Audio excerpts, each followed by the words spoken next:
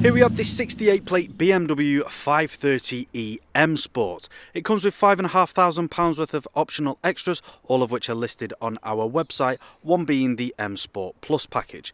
We've got the LED headlights with the kidney grills at the front with a black splitter at the bottom, front and rear parking sensors with an in-car audio display, 20-inch BMW alloy wheels just there with the M Sport caliper design in blue behind. We've also got the privacy glass at the rear for the passengers with a black trim around the outside, colour-coded door handles with the black mirrors. We've also got the colour-coded shark fin antenna up top and the black spoiler sitting on the top of the tailgate just there. Making our way around to the rear, you can see we've got the exhaust on either side of the diffuser just there. We've also got the parking sensors running across the centre of the bumper. Now this car does come free from any major marks, dents or scratches. So as we take a look at the rear interior, you'll be able to see we've got the all black leather with the blue stitching, isofix points with the armrest in the centre, and we've also got the vents for the passengers.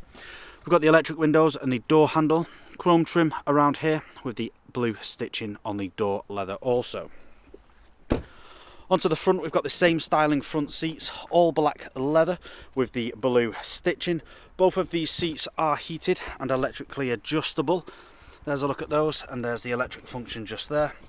We've got the electric windows with the child lock for the rear. We've also got the electric bifold mirrors. We've got the premium Harman Kardon sound system, automatic lights with the automatic wipers and the multifunctional steering wheel.